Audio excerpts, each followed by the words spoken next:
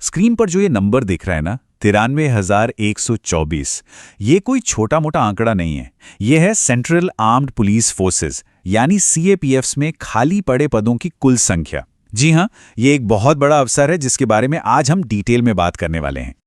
अब मन में सवाल आता है कि ये खबर आई कहां से? क्या इस पर भरोसा किया जा सकता है? तो इसका जवाब है बिल्कुल। ये कोई अफवाह नहीं है, ये सीधी सरकार की तरफ से आई ऑफिशियल अनाउंसमेंट है। तो देखिए, ये जानकारी सीधे केंद्र सरकार ने राज्यसभा में एक लिखित जवाब में दी है।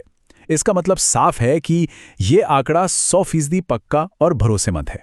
और खासकर जो लोग एसएससी, जीडी कांस्टेबल जैसे एग्जाम्स की तैयारी में दिन रात एक कर रहे हैं, उनके लिए तो ये बहुत ही बड़ी बात है। चलिए अब जरा इन आंकड़ों को और करीब से देखते हैं। मतलब इन 93,000 वैकेंसीज में से किस फोर्स में सबसे ज्यादा मौके हैं। आइए इसका पूरा ब्रेकडाउन समझते हैं। तो सवाल यही है कि ये जो 93,000 से ज्यादा पद हैं, ये असल में हैं कहाँ-कहाँ? चलिए इसका पूरा ब्यौरा देखते हैं। तो ये रही पूरी लिस्ट। जैसा कि साफ साफ दिख रहा है, मौके हर फोर्स में हैं। सीआईएसएफ और सीआरपीएफ तो देखिए सबसे ऊपर हैं, मतलब 28,000 और 27,000 से भी ज्यादा पद खाली हैं। और बीएसएफ, आईटीबीपी में भी 10,000 से ऊपर वैकेंसीज हैं।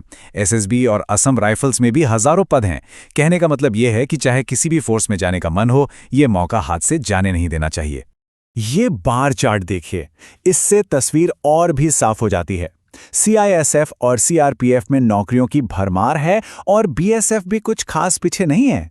और ये वही फोर्सेस हैं जो देश की सुरक्षा में एक बहुत ही अहम रोल निभाती हैं। लेकिन एक सवाल और उठता है कि आखिर इतने सारे पद एक साथ खाली क्यों हो गए? चलिए अब इसके पीछे की वजहों को भी समझते हैं। ये सवाल आना तो लाजमी है। क्या इतने सारे लोग अचानक नौकरी छोड़ रहे हैं? नहीं, वजह इससे कहीं ज्यादा सामान्य है और सरकार ने खुद इसका खुलासा किया है। देखिए, गृह मंत्रालय ने बताया है कि ये एक लगातार चलने वाली प्रक्रिया है। हर साल जवान रिटायर होते हैं, कुछ लोग अपनी मर्जी से वीआरएस ले लेते हैं और दुखद रूप से कुछ की सेवा के दौरान मृत्यु हो जाती है। इसके अलावा जब भी कोई नई बटालियन बनती है या फोर्स को बड़ा किया जाता है तो नए पद अपने आप बन जाते हैं। तो ये सब मिलाकर इतनी वैकेंसीज बनती हैं। ठीक है, ये सब तो समझ आ गया, पर अब आते हैं सबसे जरूरी सवाल पर।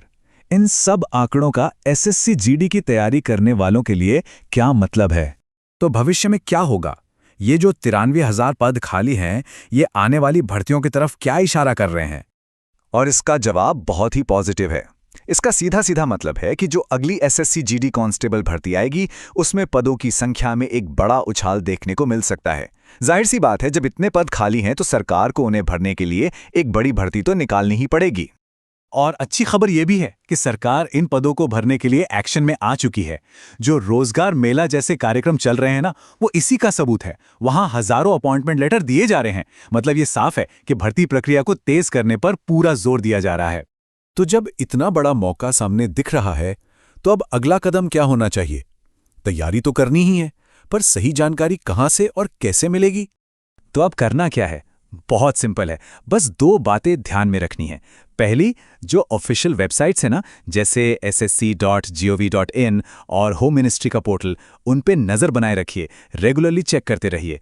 और दूसरी, सबसे ज़रूरी बात, तैयारी में और ज़ोर शोर से जुड़ जाइए, क्योंकि नोटिफिकेशन कभी भी आ सकता है और तब तक तैयारी एकदम पक्की होनी चाहिए।